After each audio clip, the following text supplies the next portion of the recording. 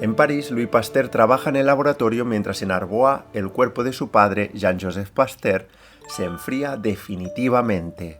El químico llega tarde. La mano del viejo soldado de Napoleón I ya no puede estrechar la suya.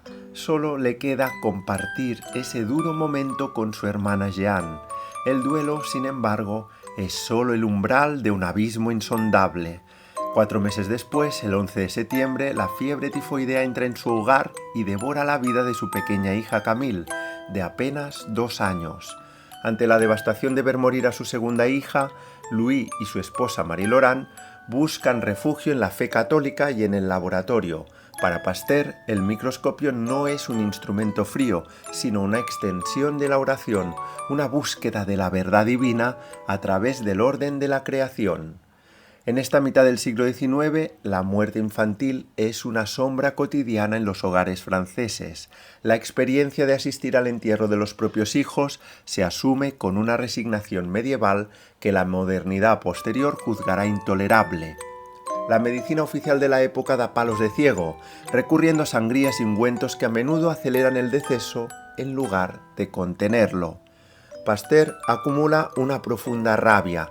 Sabe que los médicos se resisten a abandonar sus viejos paradigmas como la generación espontánea, a pesar de que la Académie des Sciences ya ha ratificado sus estudios sobre los gérmenes. Los hospitales siguen siendo morgues silenciosas porque la ciencia médica prefiere ignorar la existencia de los microbios. Es en este estado de impotencia y furia cuando el senador y químico Jean-Baptiste Dumas aborda a Pasteur con un encargo directo del emperador Napoleón III. Debe viajar al sur, a Alès, para salvar la industria de la seda asolada por una misteriosa plaga que destruye los criaderos de gusanos. El imperio se desangra económicamente y el emperador deposita su última fe en el hombre que ya salvó los viñedos de Francia. La urgencia obliga a la reorganización familiar. Para proteger a los suyos, Louis interna a su hijo adolescente Jean-Baptiste, bautizado así en honor a su fallecido mentor Jean-Baptiste Biot, en un estricto colegio parisino, mientras envía a sus hijas Cécile y Marie-Louise a Chambéry, bajo la tutela de sus tíos. Con el microscopio en el equipaje, Pasteur y Marie se trasladan al epicentro de la catástrofe. Alès recibe al sabio con un muro de escepticismo y burlas soterradas.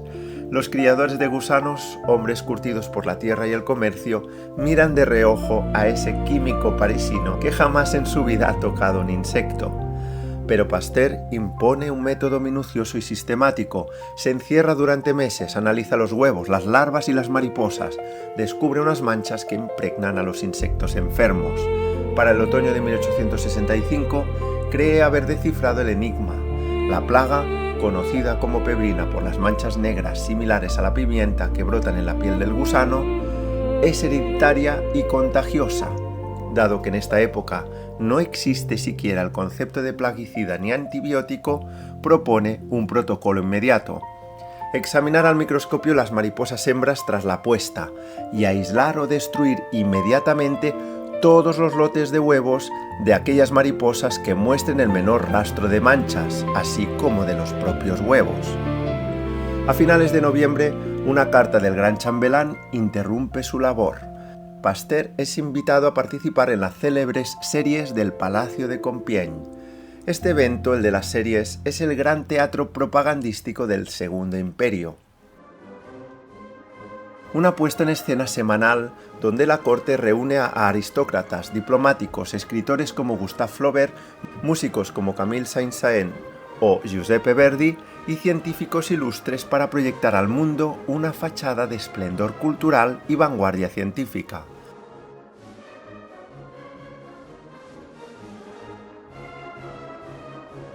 Napoleón III necesita con urgencia este lavado de cara. Las arcas públicas se ven afectadas por el encarecimiento del carbón y del metal, y mientras tanto la ciudadanía clama por el empobrecimiento causado por la guerra de Crimea y la desastrosa incursión militar en México. Por ese motivo el emperador se ve forzado a liberalizar su régimen e incluso permite el regreso de adversarios exiliados, como es el caso de Adolphe Thiers, que pasan a ocupar los escaños en el Parlamento.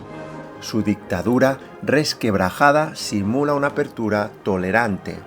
En los salones de Compiègne, Pasteur realiza demostraciones prácticas con su microscopio a petición de la emperatriz Eugenia de Montijo. La soberana observa los glóbulos rojos con fascinación, pero su mente vaga lejos de los tubos de ensayo. Eugenia confesa al científico su honda preocupación por las revueltas que sacuden a su España natal, donde su amiga íntima, la reina Isabel II, tambalea en el trono. Aunque la emperatriz percibe el conflicto como una conspiración de insurgentes radicales españoles, la cruda realidad del país vecino es la de un pueblo sumido en la miseria y asfixiado por la corrupción de una reina que utiliza el ejército para perpetrar matanzas represivas.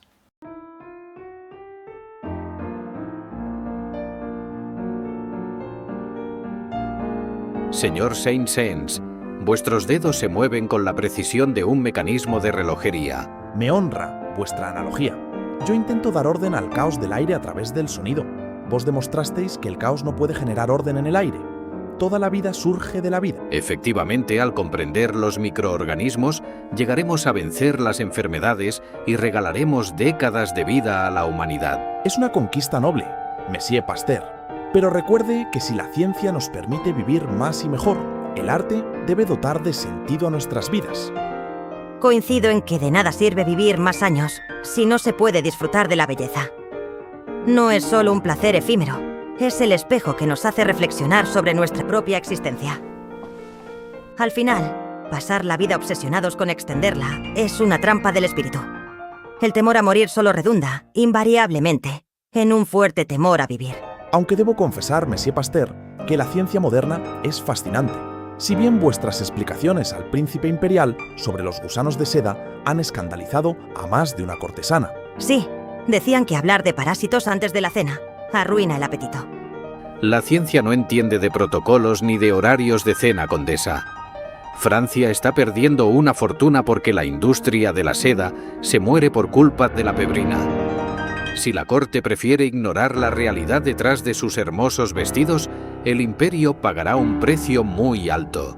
No os toméis a mal la frivolidad de esta corte, Louis. Ya sabéis que en Compiègne la ciencia solo interesa si puede convertirse en un nuevo tinte de moda o en un truco de salón. El emperador os apoya porque ve el futuro económico, pero el resto solo ve seda decorativa. Bueno, no todos somos tan ciegos. De hecho, Monsieur Pasteur, estoy al corriente de que en la corte de Prusia se habla mucho de vuestra pasteurización. Agradezco el interés de los reyes de Prusia, condesa, pero mis descubrimientos pertenecen a Francia. El regreso a Les en 1866 es un despertar amargo. Las noticias del frente biológico son catastróficas. La plaga sigue asolando los criaderos sin piedad y el protocolo propuesto parece no funcionar.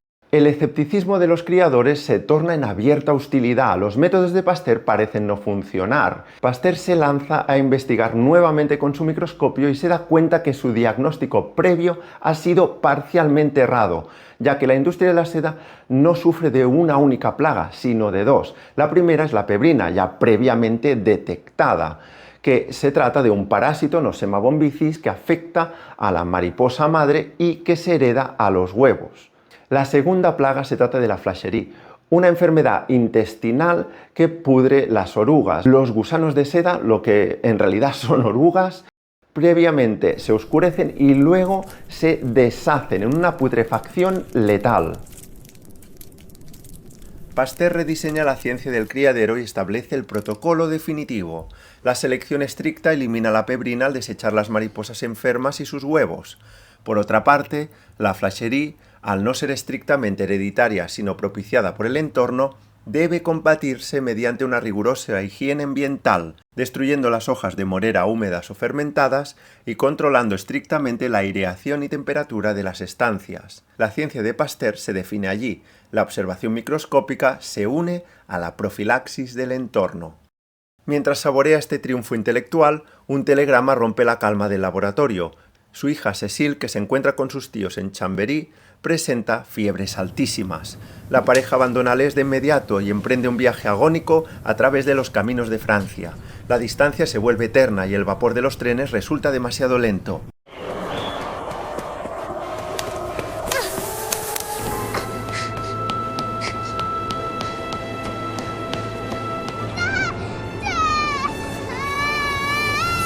El 23 de mayo de 1866, Cecil muere de fiebre tifoidea antes de que sus padres puedan cruzar el umbral de la casa. 3 hijas ha sepultado ya el científico. El impacto de esta tercera muerte afecta al carácter de Pasteur, volviéndolo un hombre aún más obsesivo y dogmático, y rígidamente controlador. Su refugio es una entrega fanática al trabajo.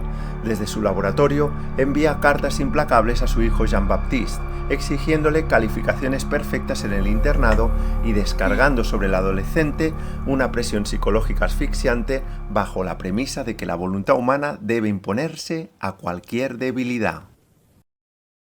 Para propagar el remedio que salvará la economía del sur, los Pasteur organizan talleres prácticos en Pont-Gisquet. Marie Laurent asume un rol fundamental. Es ella quien toma los mandos del microscopio y enseña pacientemente a los criadores analfabetos y a sus familias a identificar los parásitos en los tejidos de las mariposas. Ver a la esposa del sabio manejar el instrumento con soltura desactiva los prejuicios de los campesinos. Comprenden que la alta ciencia puede ser aplicada por cualquiera si se sigue el método correcto. Marie, hija de un catedrático de Estrasburgo, demuestra una destreza técnica y una comprensión teórica que suplen con creces la falta de un título oficial, convirtiéndose en el pilar invisible del laboratorio de Pasteur. Y de este modo es como los Pasteur logran salvar la industria de la seda.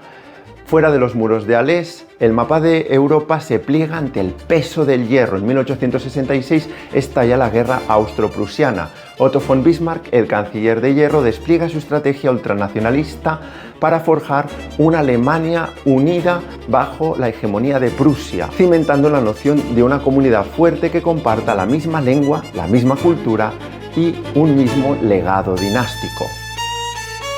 Al final, pasar la vida obsesionados con extenderla es una trampa del espíritu. El temor a morir solo redunda, invariablemente, en un fuerte temor a vivir.